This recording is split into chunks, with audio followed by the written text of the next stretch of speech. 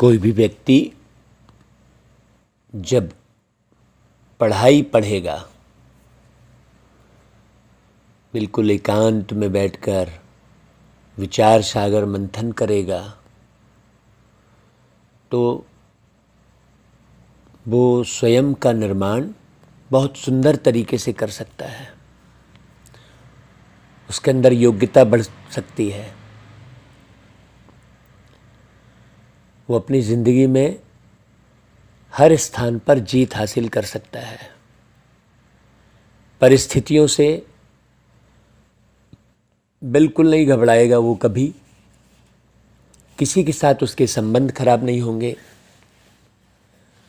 शरीर हमेशा स्वस्थ रहेगा। मानसिक रूप से वो मजबूत रहेगा। बौद्धिक रूप से उसकी निर्णय क्षमता और परखने की शक्ति, ये सब बहुत पावरफुल रहेगी। जो व्यक्ति पढ़ाई पढ़ेगा। अब बात उठती है, कौन सी पढ़ाई पढ़ेगा? सबसे बड़ी पढ़ाई है स्वयं को पढ़ना। जो व्यक्ति स्वयं को बहुत अच्छी रीति पढ़ता है, वही स्वयं को गढ़ सकता है। अभी तो व्यक्ति जमाने भर की पढ़ाई पढ़ेगा, हर एक व्यक्ति को पढ़ता बैठा रहेगा। ये ऐसा, वो वैसा, ऐसा होना चाहिए, वैसा होना चाहिए। तो जो व्यक्ति पूरे संसार को पढ़ता बैठेगा, है, अड़ोसी को पढ़ेगा, पड़ोसी को पढ़ेगा, वो स्वयं को कभी नहीं पढ़ सकता। न वो स्वयं का निर्माण कर सकता अच्छे से। स्वयं का निर्माण करना अर्थात पूरे जीवन को परखना अच्छे से कि उसने पूरा जीवन कैसे बिताया। नहीं तो क्या होता है, पूरी जिंदगी शक, शौक और शिकायत में ही निकल जाती है और हासिल कुछ नहीं होता। लास्ट में खाली का खाली जाता है। इसलिए आज का व्यक्ति यही कहता है, खाली हाथ आए थे, खाली हाथ जाना है। जबकि प्यारे पिता परमात्मा हमसे कहते हैं कि बच्चे, तुम भरतू हाथ यहाँ से जाओ तो भरतू आओगे। भाई हाथ क्या है? खाली हाथ आए थे। सारा संसार तो ये शरीर रूपी हाथ को ही हाथ समझता है कि नहीं? वो दिखाता है कि भाई सिकंदर जो है पूरे विश्व का मालिक बनना चाह रहा था, लेकिन खाली हाथ गया। हाथ वास्तव में क्या है? भाई ये शरीर तो कुछ नहीं। अगर मान लो हाथ में खूब सारा सोने का पोटला भी रख दोगे, हीरे जवाहरात रख दोगे, तो वो तो भरा रहेगा हाथ। लेकिन वो व्यक्ति लेकर जाएगा क्या? व्यक्ति कौन है और हाथ क्या है उसका? व्यक्ति एक आत्मा है। आत्मा जब शरीर में प्रवेश करके अपने भावों को व्यक्त करती है तो वो व्यक्ति कहलाती है, और जब भाव व्यक्त नहीं कर पाती है तो वो आत्मा कहलाती है। तो आत्मा में जो बुद्धि है, उसमें ज्ञान भरा हुआ रहे, समझ भरी हुई रहे। है कि नहीं भाई? व्यक्ति के पास जब समझ नहीं होती है ना, कल एक बहुत सुंदर चिंतन बाबा शाम को करा रहे थे हमसे कि बच्चे, जब व्यक्ति के अंदर में समझ नहीं होती है ना, तो वो हर जगह मजबूरी से जीवन जीता रहता है, समझौता कर लेगा। यदि आपके अंदर में समझ है तो समझौता वाली कोई बात ही नहीं है। मजबूरी वाली कोई बात नहीं है। आप हर जगह समझ के आधार पर जीवन जिएंगे। समझ की कमी होने के कारण व्यक्ति समझौता कर लेता है। चलो भाई ठीक है, अब क्या करेंगे, ऐसा नहीं। समझौता वाली कोई बात ही नहीं है। यदि सबकी ज़िंदगी में आपस में बहुत गहरी समझ होगी तो कहीं पर समझौता वाली कोई बात ही नहीं है कि नहीं भाई? नहीं तो गीत गाते हैं, समझौता गमों से कर लो, समझौता गमों से कर लो, जिंदगी में गम भी मिलते हैं, ऐसा कहते हैं। उन्हें खुशियों का पता ही नहीं है कि जिंदगी वास्तव में बहुत खुशनुमा है, गम तो मिलते ही नहीं है, दुख तो होता ही नहीं है वास्तव में। सही मायने में देखा जाए तो ये समझ की कमी होने के कारण दुख हो रहा है, समझ की कमी होने के कारण समझौता की बात कर रहे हैं। नहीं तो समझौता वाली क्या बात है भाई? समझ की कमी होने के कारण ही सत्य प्रेम की उत्पत्ति नहीं हो रही है अंदर में। तो इसीलिए समझ कब विकसित होगी? जब स्वयं को पढ़ेंगे अच्छी रीति। स्वयं को कब पढ़ पाएंगे भाई? पहले तो स्वयं को पहचाने कि स्वयं कौन है, कहाँ से आए हैं, क्या उद्देश्य है जिंदगी का, क्यों जी रहे हैं, क्यों खा रहे हैं, क्यों भाग रहे हैं, है ना भाई? नहीं, बिना समझ के व्यक्ति बस भागे जा रहा है। इसलिए बाबा कहते मीठे बच्चे एकांत में बैठ पढ़ाई करो तो धारणा बहुत अच्छी होगी। जब स्वयं की पढ़ाई पढ़ोगे, सवेरे सवेरे उठकर विचार सागर मंथन करने की आदत डालो, बाबा कह रहे हैं। हाँ, सवेरे सवेरे उठकर आदत डालो। क्यों बोल रहे हैं? क्योंकि सवेरे जो है सब सो रहे होते हैं, सुबह को कोई उठता ही नहीं है। सब जो है सुबह को सो रहे हैं, तो उनके जीवन में उजाला कैसे आएगा?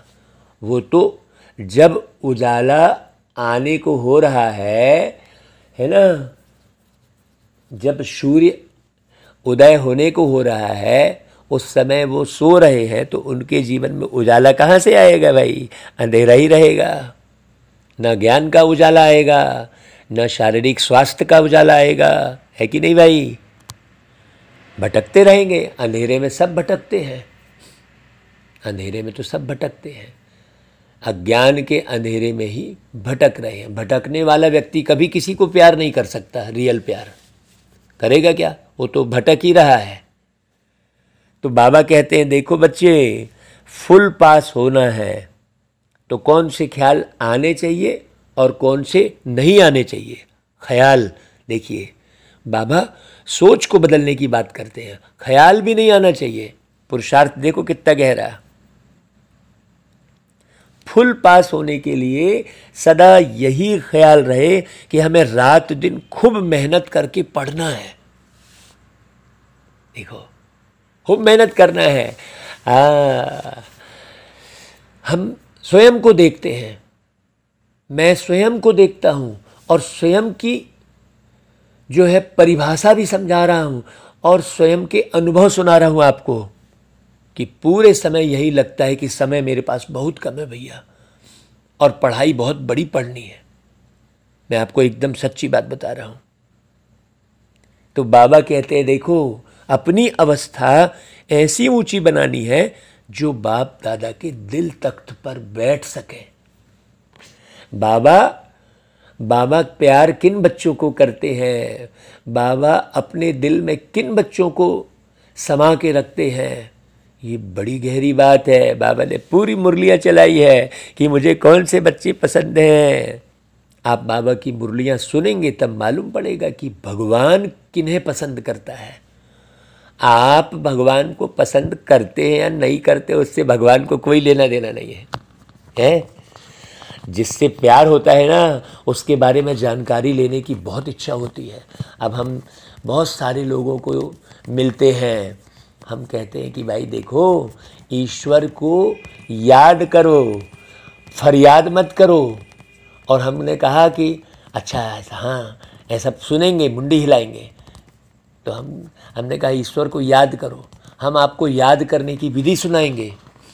तो अब जब हमने एक बार कहा और आज समझ लो कहे हुए 10-12 दिन 15 दिन हो गए, लेकिन एक भी व्यक्ति ने, जिनसे भी हमने बातचीत की, उन्होंने ये नहीं पूछा कि भैया आप उस दिन कह रहे थे कि भगवान को याद करने की विधि सिखाएंगे, आप कब सिखाएंगे। एक ने भी नहीं पूछा। क्यों? क्योंकि भगवान की तरफ बुद्धि ही नहीं है किसी की। बस भगवान भगवान रटने से बस थोड़ी हो जाएगा, चिल्लाने से बस थोड़ी हो जाएगा। भगवान से प्रीत होगी तो व्यक्ति पूछेगा कि भाई बताइए कैसे हम याद करेंगे उन्हें। तो बाबा कहते हैं देखो, नींद को जीतने वाला बनना है। नींद को जीतना अर्थात नासमझी को मिटाना है पूरी तरह से। एक जगह भी आप मूंझे नहीं कि ऐसा क्यों हो गया।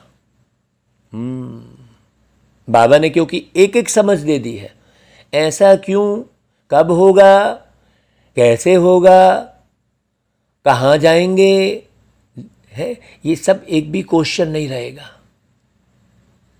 नींद को जीतना मतलब, नींद को जीतना मतलब प्रश्न रहित जीवन, माने एक भी प्रश्न जीवन में नहीं है। अब नींद को जीतना मतलब ऐसा रात खराब करने वाली बात थोड़ी है कोई। आगे उन बाबा ने बोला है खुशी में रहना है। खुशी में रहना मतलब नींद को जीतना कहलाएगा। बाकी यह ख्याल कभी नहीं आना चाहिए कि ड्रामा में व नसीब में जो होगा वो मिल जाएगा। व्यक्ति कुछ भी गड़बड़ कर देगा और फिर कहेगा ये तो ड्रामा। तो हम उन्हें कहते हैं भाई ये आप ज्ञान अपने पास रखो। गड़बड़ करके ड्रामा शब्द कह देना ये अपने पैर में ही कुल्हाड़ी मारना है। कहाँ पर ड्रामा शब्द का उपयोग करना है ये भी बड़ी समझने की बात है। नहीं तो गलतियां करते रहेगा व्यक्ति और कहेगा ड्रामा। मैं आपको 2 झापड़ मार दूं और फिर मैं कहूं नहीं ड्रामा। सोचने की बात है भाई, ड्रामा मतलब क्या है। बहुत सारे लोग ज्ञान का दुरुपयोग भी करते हैं और बहुत सारे लोग सही जगह पर ज्ञान उठाते नहीं है। हाँ, जहाँ उपयोग करना चाहिए वहाँ नहीं उपयोग करते हैं। उल्टी गंगा बहाना जिसको कहते हैं। गंगा किसे कह रहे हैं? ज्ञान को कहते हैं ना, उल्टी गंगा बहा रहे। तो गंगा तो कभी उल्टी बहेगी नहीं है, मतलब ज्ञान को उल्टा उपयोग कर रहे। तो बहुत सोचने की बात है। बाबा कहते हैं इस तरह का ख्याल जो है कि ड्रामा में व नसीब में जो होगा वह मिल जाएगा, या बाबा को कराना होगा तो करा लेगा। अरे भाई, बाबा को कराना है बोल के तो नीचे आया है धरती पर। बाबा तो पूरी तरह से उत्साहित है कि बच्चे ये कलयुगी दुनिया से हट के सतयुगी दुनिया का निर्माण कर लेवे। बाबा को कराना है तभी तो बाबा धरती पर आया है। नहीं तो हर बात में सेवा नहीं हुई तो बोले हाँ ठीक है ड्रामा में। ऐसा थोड़ी है। सेवा नहीं हुई तो कहाँ हमने गलती की, इसे ध्यान देना पड़ेगा। नहीं ड्रामा में था इसलिए नहीं हुई ऐसा नहीं कहेंगे। हाँ, आपने अच्छे से पढ़ाई पढ़ी नहीं और फेल हो गए और कहेंगे नहीं ड्रामा में था। नहीं भाई, बड़ी समझने की बात है। बाबा कहता है इस तरह के जो ख्याल करते हैं ना, इस तरह का ख्याल, यह ख्याल अलबेला बना देता है। व्यक्ति के अंदर में आलस्य भर जाता है। वो जागृति, वो उत्साह, वो उमंग नहीं रहता। अरे भाई, बिना उमंग उत्साह का जीवन काहे का जीवन है? बेकार है। आप मुंह लटका के जी रहे हो, दुखी होकर जी रहे हो, कोई जीवन है? सोचने की बात है। खुशी तो इतनी होनी चाहिए कि अंतर हृदय से निकले कि बाबा को हमने पा लिया। तो गीत अंदर से ऐसा बजे अंदर में कि तुम्हें पाके हमने जहाँ पा लिया है, जमी तो जमी आसमां पा लिया है, तुम्हें पाके हमने। प्यारे बाबा को पाके हमने जहाँ को पा लिया है, मतलब एक भी शिकायत नहीं रह गई है अब, है? किसी से कोई इतनी सी भी नफरत नहीं रह गई है, सबसे मोहब्बत हो गई है, सारी दुनिया से मोहब्बत हो गई है, जहां पा लिया है। हाँ, जो बाबा से मोहब्बत करता है वो निश्चित रूप से सारी दुनिया से मोहब्बत करता है। उसके अंदर सारी दुनिया के दुख दूर करने की कशिश रहती है कि कैसे करके, क्या सुना के, क्या बता के सबके दुख दूर कर दूं। वो ओना रहता है, कौन सा ऐसा ज्ञान क्लियर कर दूं जिससे प्रत्येक व्यक्ति के अंदर में बहुत गहरी वाली समझ विकसित हो जाए। तड़फ रहती है उसके अंदर में, कशिश रहती है उसके अंदर में। जिसने भगवान को पा लिया, भगवान को पाने वाला व्यक्ति हाँ दुनिया से साइलेंट हो जाता है, दुनिया से साइलेंट हो जाता है। बहुत गहरी बात है। दुनिया से साइलेंट मतलब दुनियादारी से साइलेंट, न्यारा हो जाता है। भगवान को पाने वाला व्यक्ति न्यारा हो जाता है, माने लोगों से किनारा नहीं कर लेता है। न्यारा होना मतलब बहुत लोग किनारा करके बैठ जाते हैं। एकांत का मतलब बहुत लोग वीआईपी बन जाते हैं। नो, एकांत का मतलब क्या होता है? एकांत का मतलब एक के अंत में। एक के अंत मतलब क्या? माने जो प्यारा बाबा है, जैसा है, उसका पूरा का पूरा ग्रहण कर लेना। एक के अंत में मतलब पूरा का पूरा, है ना भाई? कुछ भी बाकी नहीं रहा। बाबा के पास जो है वो सब वो आत्मा बटोर लेती है। परमात्मा के पास जो है, तो ओम शांति कहा बाबा ने। बच्चों ने गीत का अर्थ समझा? गीत आप बार बार सुनिए, पूरा पूरा सुनिए और उसका अर्थ निकालिए और देखिए अपने आप को। तो बेहद के बाप से अभी हमको बेहद का वर्षा मिल रहा है, तो खुशी तो होगी ना भाई। दुनिया वालों को तो मालूम ही नहीं है कि भगवान आके देते क्या है। भगवान भगवान बस करते रहने से, भटकते रहने से थोड़ी काम बन जाएगा भाई। जो बच्चा बनता है ईश्वर का, वो ईश्वर बाप से फिर विश्व का स्वराज्य लेता है। तो भाई नशा रहता है कि भाई हम विश्व के स्वराज्य का वर्षा पा रहे हैं। जिस विश्व की बादशाही को तुमसे कोई छीन न सके, ये ऐसा वर्षा है। भगवान जो देता है ना, उसको कोई छीन भी नहीं सकता। सोचो, तुम सारे विश्व के मालिक बनते हो, वहां कोई हदें नहीं रहेंगी कि इतनी जमीन मेरी। अभी तो भाई मैंने जो जमीन बनाई है उसमें ऊपर लाफ्ट जो है थोड़ा बाहर निकाल रहे हैं, तो उसमें लोग जो है उसमें भी रोकने चले आते हैं कि भैया ये लाफ्ट बाहर नहीं निकालो, तुम अपनी अंदर जितनी जमीन ली है। सोचो, ये हद में बुद्धि रखने के कारण व्यक्ति कितना परेशान हो रहा है। जैसे कीड़े मकोड़े सर्प बिल में रहते छोटे छोटे, वैसा ही मनुष्य है। इतनी बड़ी जमीन पड़ी हुई है, कितनी खाली है, लेकिन वो हद की वृत्ति होने के कारण है, संकुचित भाव होने के कारण आज व्यक्ति छोटे छोटे से घरों में सिमट के रह गया है?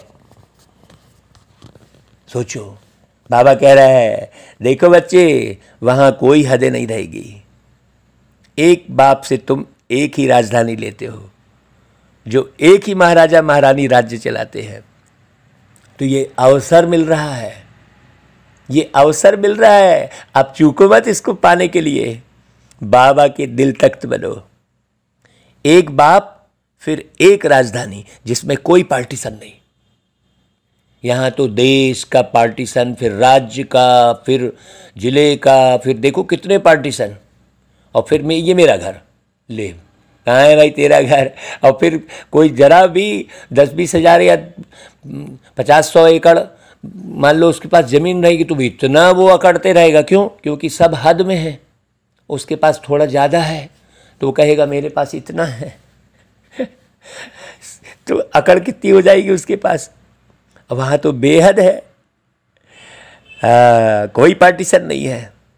तुम जानते हो भारत में एक ही महाराजा महारानी लक्ष्मी नारायण की राजधानी थी, सारे विश्व पर राज्य करते थे। उसको अद्वैत राजधानी कहा जाता है। हाँ, जो राजा होता था वो कोई प्लाट के आधार पर राजा नहीं होता था, जमीन के आधार पर है। यहाँ तो जमीन के आधार पर जमींदार बोलते हैं, गौटिया बोलेंगे वो छत्तीसगढ़ी में है।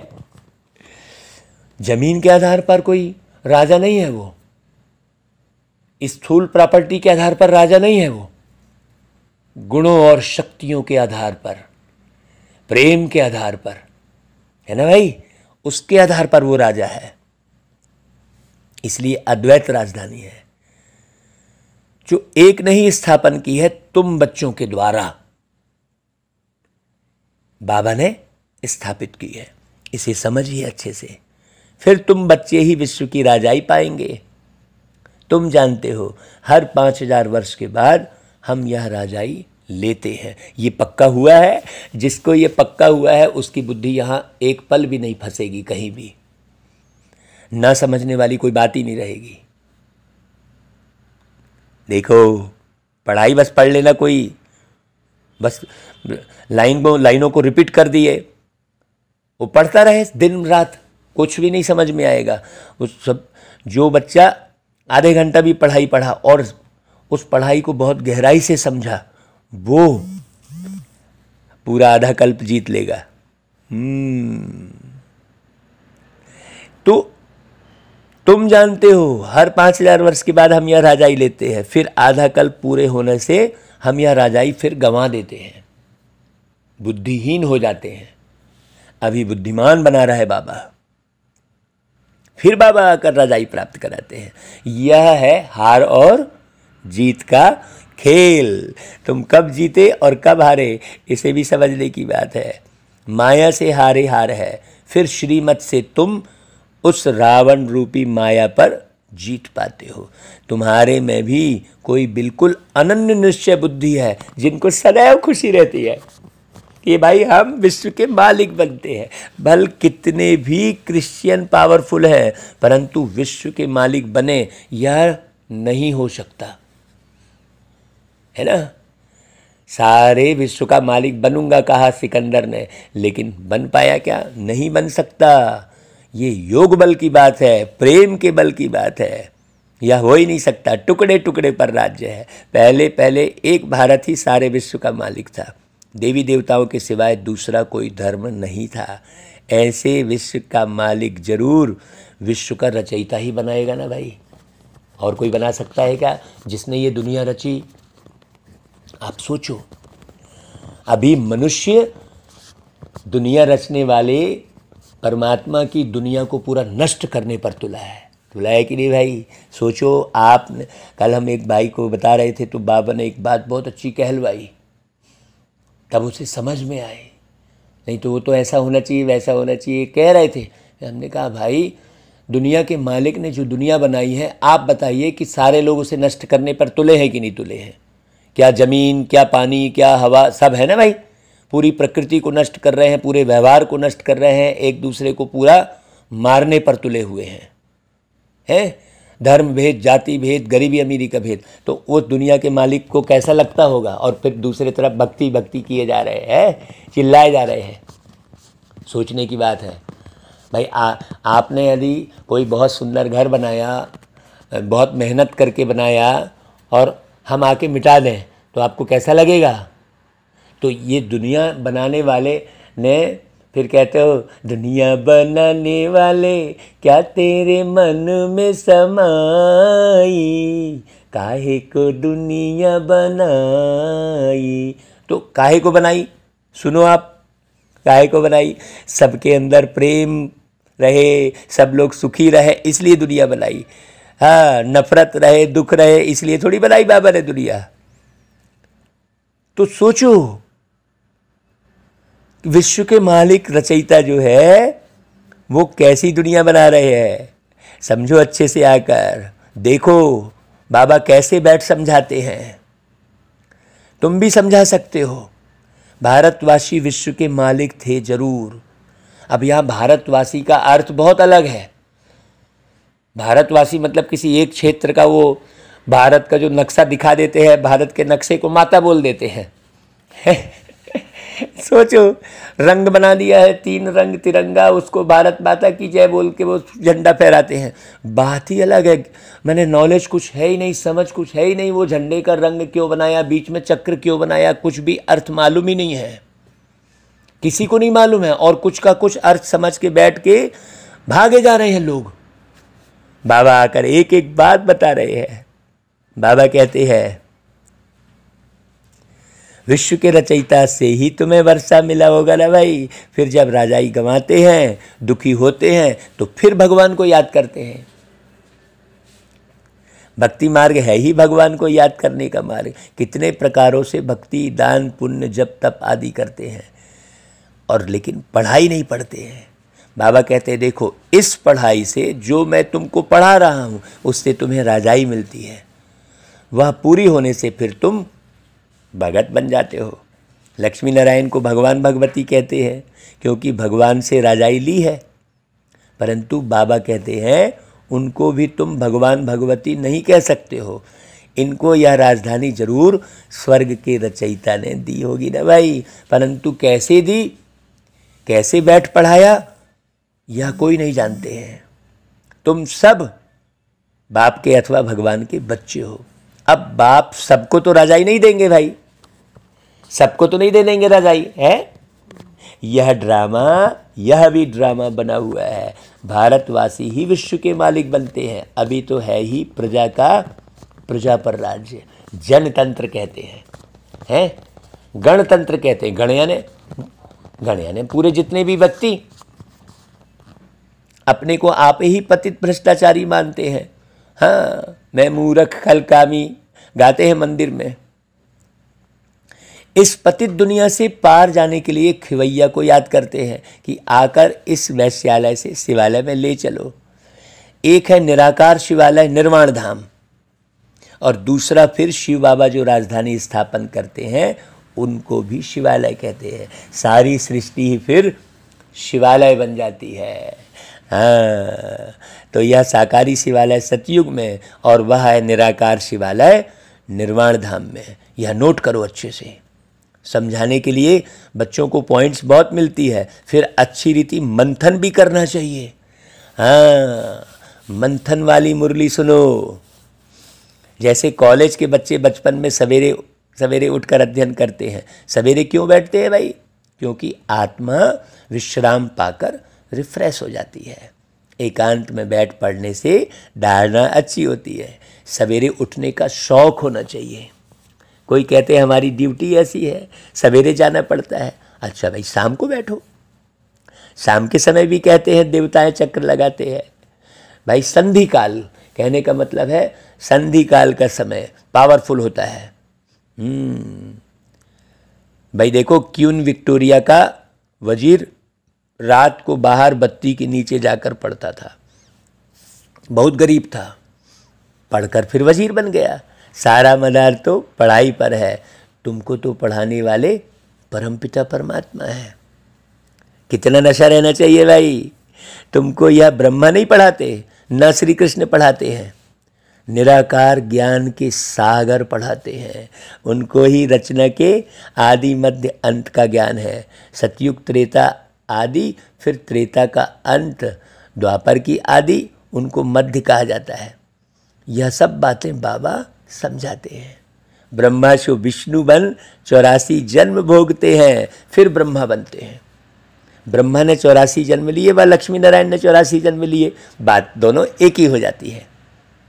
इस समय तुम ब्राह्मण वंशावली हो, फिर तुम विष्णु वंशावली बनेंगे। बस एकदम सिंपल सी बात है।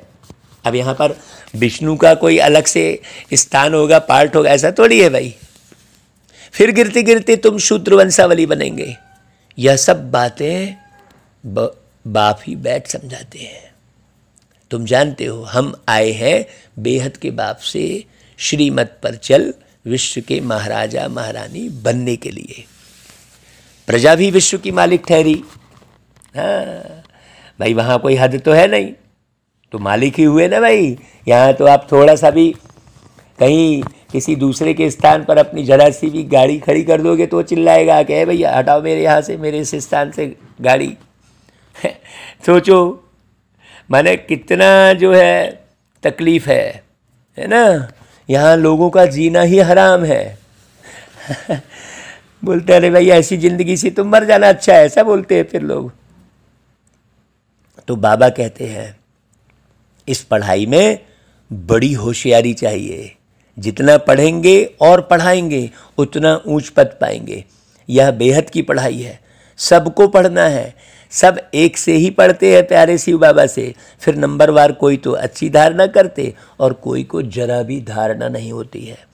हाँ, भोंगा वसंत बन के बैठे रहते हैं। है ना, मुंडी बहुत हिलाएंगे, हाँ हाँ करेंगे करेंगे खूब कहेंगे, लेकिन अंदर वो गहरी समझ विकसित नहीं होती है। तो नंबरवार तो सब चाहिए भाई। राजाओं के आगे दास दासियाँ भी चाहिए ना।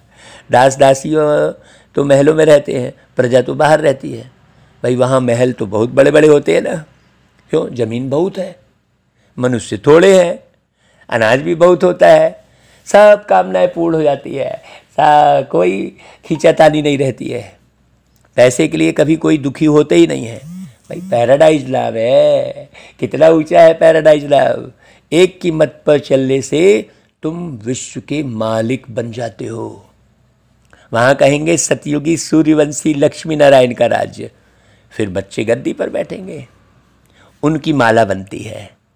8 पास वेदानर्स होते हैं, 9 रत्नों की अंगूठी भी तो पहनते हैं। देखो बीच में बाबा, बाकी हैं 8 रत्न। ऐसे 9 रत्नों की अंगूठी बहुत लोग पहनते हैं, लेकिन अर्थ किसी को मालूम ही नहीं है। देखो कितनी बड़ी वंडरफुल बात है।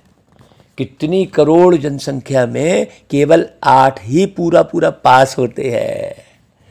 यह है मुक्ति वालों की माला। तो पढ़ाई खूब पढ़ो।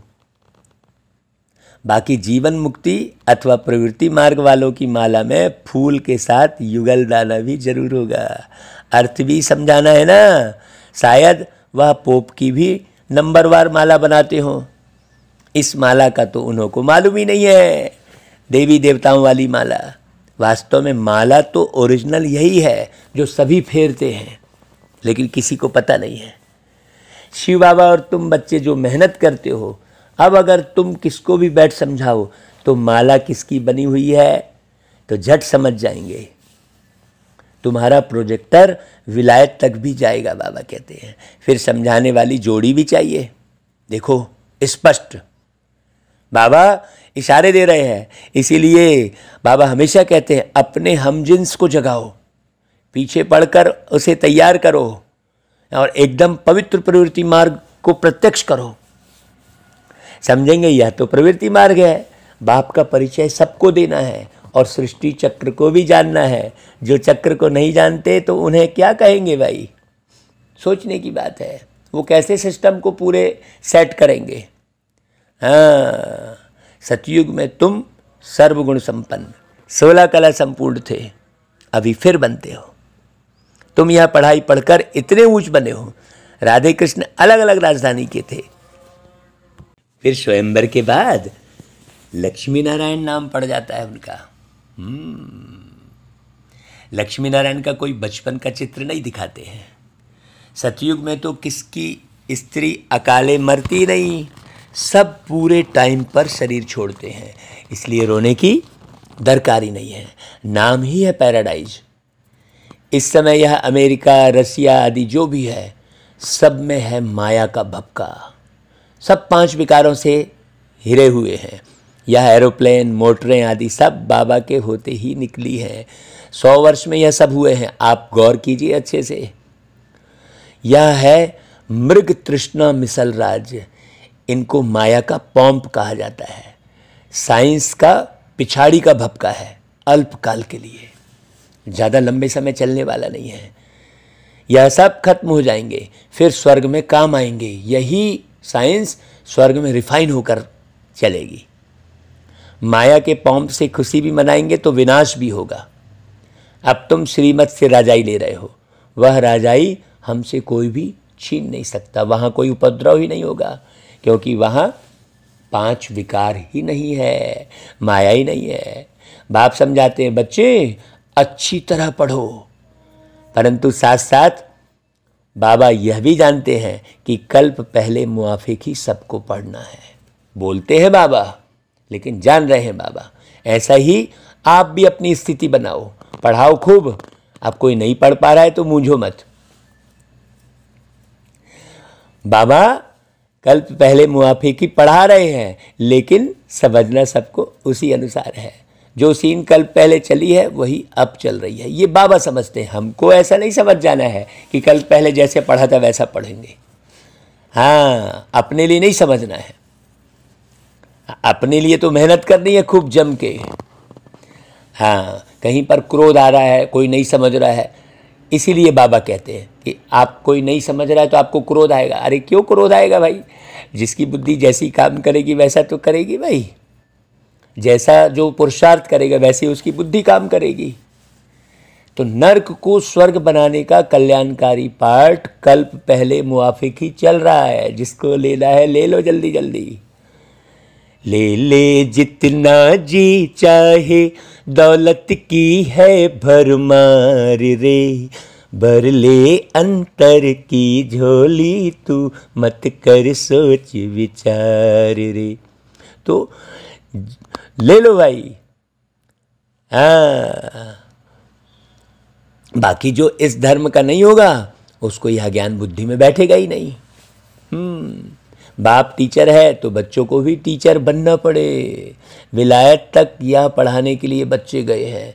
इंटरप्रेटर भी साथ में होशियार चाहिए, मेहनत तो करनी है। जो साथी है ना वो भी खूब होशियार होना चाहिए। तुम ईश्वर बच्चों की चलन बहुत ऊंची चाहिए। सतयुग में चलन होती ही ऊंची और रॉयल है। यहाँ तो तुमको बकरी से शेरनी, बंदर से देवता बनाया जाता है। तो हर बात में निरअहंकारी पना चाहिए। अब बाबा ने ये उदाहरण दिया है। तो लोगों ने इस उदाहरण को क्या समझ लिया कि मनुष्य पहले बंदर था, अब बंदर से फिर मनुष्य बना है, तो कहने लग गया हम बंदर की संतान। अरे भाई, बंदर जैसा नेचर बना लिया है, मोह में चिपके हुए हैं सब। हर बात में निरहंकारी पना चाहिए। अपने अहंकार को तोड़ना चाहिए। याद रखना चाहिए जैसा कर्म हम करेंगे हमको देख और करेंगे। अपने हाथ से बर्तन साफ करेंगे तो सब कहेंगे देखो कितने निरहंकारी है। सब कुछ हाथ से करते हैं तो और ही जास्ती मान होगा। कहाँ अहंकार आने से दिल से उतर जाते हैं। जब तक ऊंची अवस्था नहीं बनी तो दिल पर नहीं चढ़ेंगे, तो तख्त पर बैठेंगे कैसे भाई? नंबरवार मर्तबे तो होते हैं ना। जिनके पास बहुत धन है तो फर्स्ट क्लास महल बनाते हैं, गरीब झोपड़ी बनाएंगे। इस कारण अच्छी तरह से पढ़कर फुल पास हो, अच्छा पद पाना चाहिए। ऐसे नहीं कि जो ड्रामा में होगा अथवा जो नसीब में होगा, या ख्याल आने से ही नापास हो जाएंगे। नसीब को बढ़ाना है, रात दिन खूब मेहनत कर पढ़ना है, नींद को जीतने वाला बनना है। रात को विचार सागर मंथन करने से तुमको बहुत मज़ा आएगा।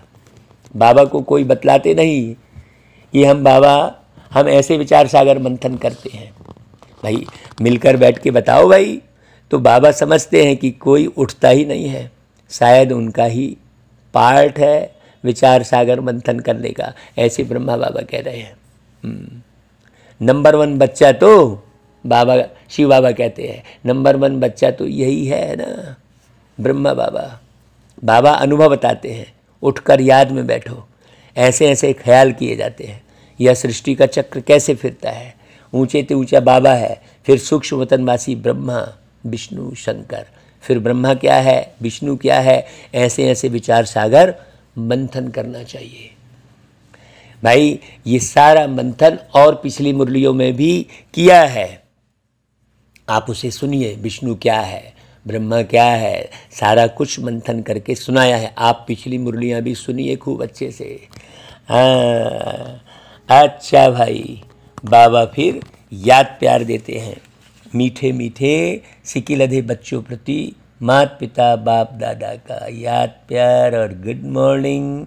रूहानी बाप की रूहानी बच्चों को नमस्ते, और हम रूहानी बच्चों की रूहानी माता पिता बाप दादा को याद प्यार गुड मॉर्निंग और नमस्ते। रोज सार उठाकर हम एक बहुत सुंदर संसार का निर्माण जरूर कर लेंगे, ये पक्की बात है। बाबा हमें रोज सार बताते हैं, सार सार में बहुत सुंदर सतयुगी संसार बन ही जाएगा, ये गारंटी है भाई। तो पहला सार क्या है?